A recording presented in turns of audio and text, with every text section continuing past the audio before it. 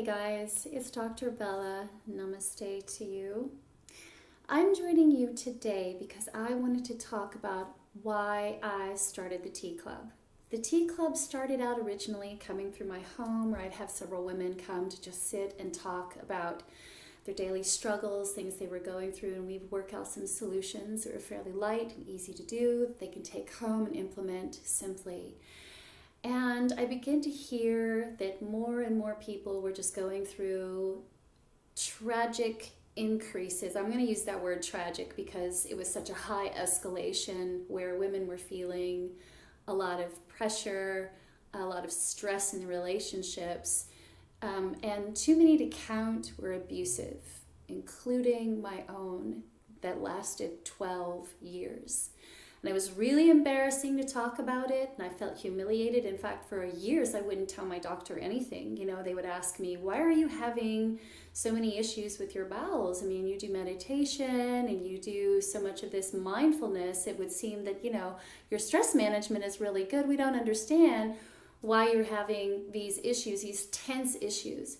Well, it turns out that our bodies hold on to feeling and emotion in the organs. So long after you think that you're over it through a situation, your body still is going to have all of that emotion and all of those feelings stuck in there. And if they're left unresolved, they become inflammation, they become disease, and that generally is the last way they try to get our attention. Oh, we don't want to go there. But I ended up going there. I got very sick. I got very sick for a long time, and it was really disheartening for me because I'd been into health and wellness and a dancer for 30 years, and so I just thought, I'm indestructible. Who could do this? Bring it on. I've got this. And it turned out that being in a really difficult, painful marriage did a lot more than just physically affect me, emotionally affect me, but it affected the physiology of my body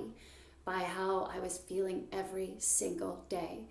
And I put the Tea Club together because during the time of my abuse, isolation was really huge. And I was just there with my children. My children couldn't be left with their father. There was a lot of issues there. He had some mental illness and some things he was going through. And as he was working through the therapy wasn't working. I was frustrated because I'd been a coach for a long time and there was just nothing getting through, which is of course part of abuse, is where they just don't meet you. And so I went on this journey of trying to figure out what the heck happened, and why I couldn't reach and connect with people. And just as soon as I felt like I got myself together, the carpet was pulled out from underneath me. So I created this space because I didn't want anybody else to feel alone. It was so important to me. I would wake up and I would be in this home with my partner and I would feel alone because there was really literally no connection. He was my exact opposite. So there was no filling of the cup, no good conversation, no connecting in just being what they call compatible. And so I began to notice with a lot of other women that just talking about their story, actually, it wasn't enough. It was good. It was good because we weren't heard. And that's definitely part of it. We need to be heard and understood. That's absolutely true. But the dilemma was that so many abuse counselors and therapists were telling us, you just got to get out of the situation and everything will be just fine. And it was all bullshit because I went from one abusive relationship to another. In fact, if you go all the way back to my childhood, it started there. My father left when I was only 2. My mother was mentally unstable. A lot of things happened with her life too. My grandmother didn't want to raise my mother, so my mother was kind of orphaned onto my grandmother. And then my mother ended up marrying a very abusive man who was my stepfather. And for the length of 14 years, I was literally physically and emotionally and psychologically deeply traumatized for 14 years. And by the time I was 17, I was homeless. So it began there. It began in the moments where these were my first models of love. And I knew they were all wrong, but what the heck was right? There was no one there to show me what was the right way. The TV? No, that was all made up stuff. So to make this long story a little bit shorter, my worthiness and my understanding of who I was in this world was already shaken at an early age. And now, as I continued to go on this journey and try to figure out what the hell happened to me, how I ended up in this situation to begin with, I realized that it was happening to a lot of women. It wasn't just the women who didn't have a high education, or it wasn't a classification of women, because we oftentimes really put that into it. We say, oh, you must be dumb, or you must be unlovable, or you must be just stupid. That's how people think about women who are being abused. And they often think about the abusers as these evil, horrible, incurable people.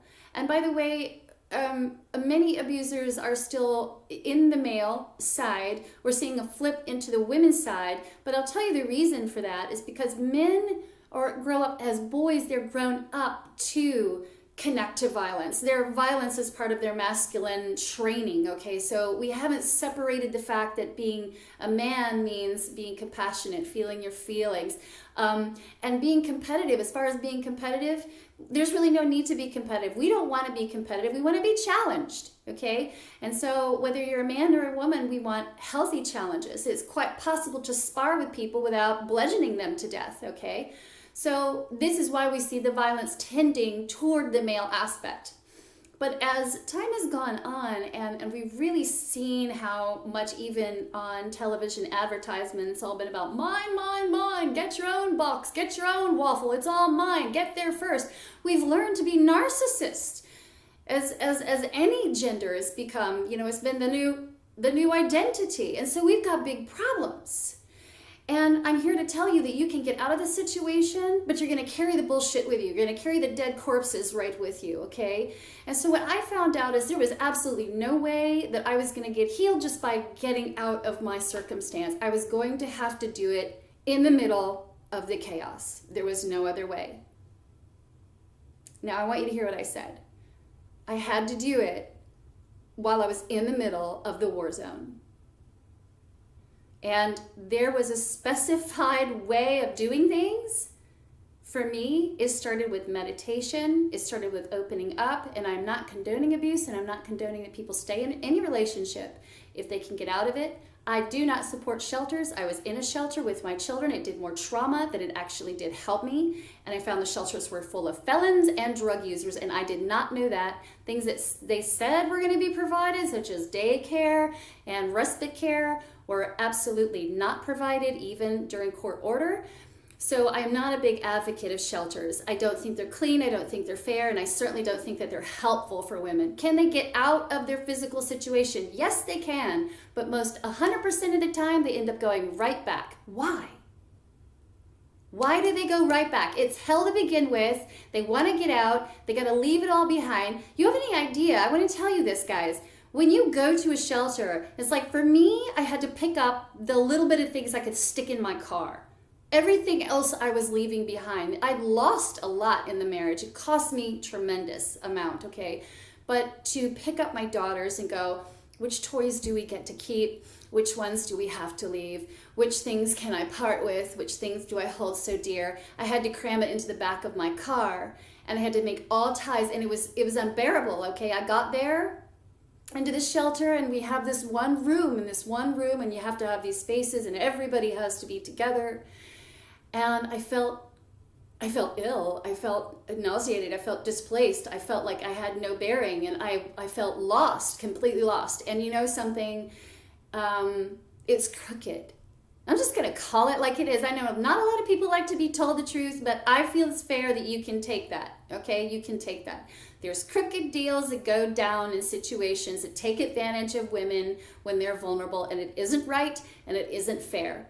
Because in these situations, what women need, and what men need too, because men are being abused as well, what we all need is an honest, compassionate awakening within ourselves. Because here's the truth. I was going to stay stuck in that marriage no matter how hard I tried, no matter how many shelters I called, no matter how much money I tried to make and save, it all left me. Every single time. Every time I tried to escape it, I couldn't do it. And the reason was I had to get out from the inside first. So this group is about lifting from the inside out, okay? Because we're running on a frequency of thoughts right now that are, I don't know how to do it, I guess this is just the way it is, and we feel vulnerable, we feel weak, we even feel worthless, we feel like we're not enough, we feel guilty, we feel ashamed. That was a big one for me, was the shame of even admitting that, oh my God, I've been a woman who went through this stuff. Not just once, multiple times. This space is about getting some real work done. I mean real work. And I'm not going to dog men about being bad abusers and narcissists and they're evil and they'll never be cured. That's a problem in ourselves. Can we even hear how that is? I mean, truly, if that's how we think about someone, we've got to go back in and do more work on ourselves. Because nobody was born an abuser and nobody was born a victim. Nobody's born an addict either. And what goes on in this group will elevate you out of all of those traps, period. If you got what it takes, and you know what, all you have to have is a reason why, a commitment that holds you down. And you know what my commitment was? My commitment was that I knew that I came into this world in a really bad position and that I was hurt, but I knew love. I knew love deeply. And I knew it through all that pain and all that hardship and all that torment. And trying to find my way. I was homeless for like 4 years. I lived out of hotel rooms for a long length of time while I was dancing and touring, and it was tough. I ate off for friggin' fast food. You know, I ended up toxic. I had to detox. I ended up sick. I had to get healed up from, I had my own addictive situations with my own abuse with drugs and alcohol. And yes, you can be cured. I want you to hear me say that. Quit listening to the bullshit about how you cannot be healed or cured or are incurable. It is a lie. It is a lie.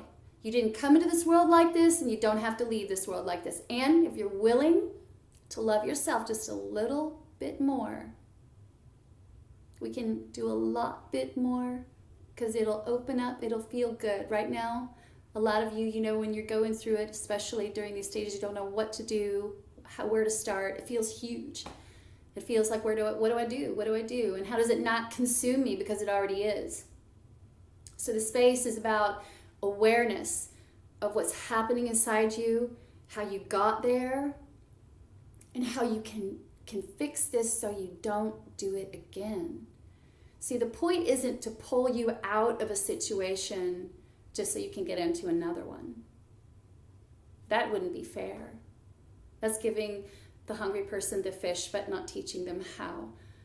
You need a way out of your suffering, out of all of it, out of the cigarettes and the drugs and the alcohol and the bad relationships and the bad choices and all of it. You need a forward focus so something's clear.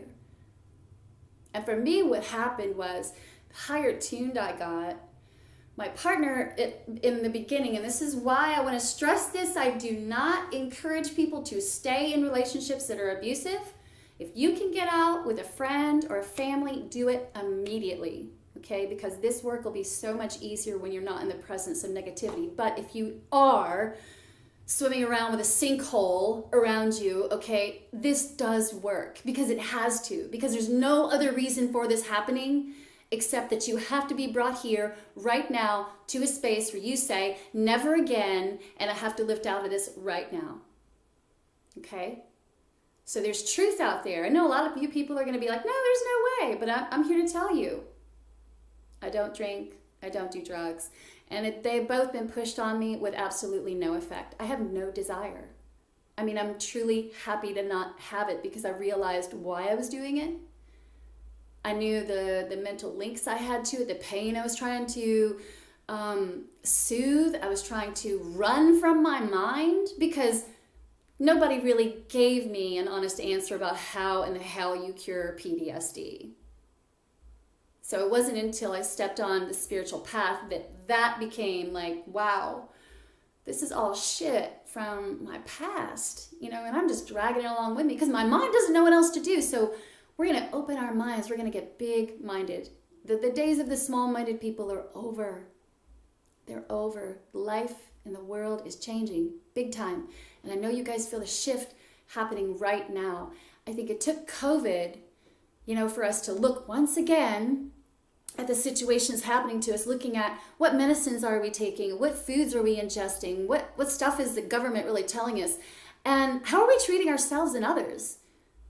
I mean, a lot of things got real over COVID. So it's been a blessing in disguise. But what we need to do right now is we need to use that as a catalyst to move forward, okay? To embrace a brand new life, to be courageous enough. This is your life. I mean, you get one shot here right now. You can come back again 100 other times if you want to do it. But I don't want to do it. I want to explore. And we are really on the precipice of some brand new, amazing things coming like never before, guys. Never before.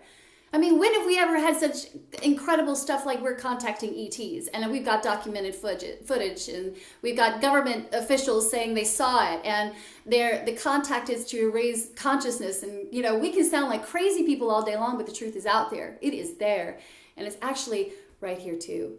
And so this space is about support. It's about love. It's about understanding. It's about healing. It's about having some faith and hope in yourself and knowing there's absolutely a way out of this.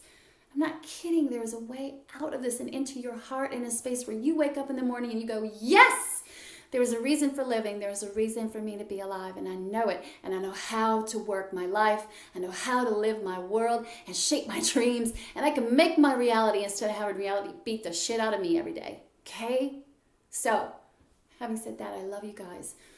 Give me your comments. Give me your answers. Give me your questions. I'm here. I'm here to help you. We're here to help each other. Don't forget that. You have a purpose and a reason for being here. Okay? And you're going to find out what that is. We'll do it together.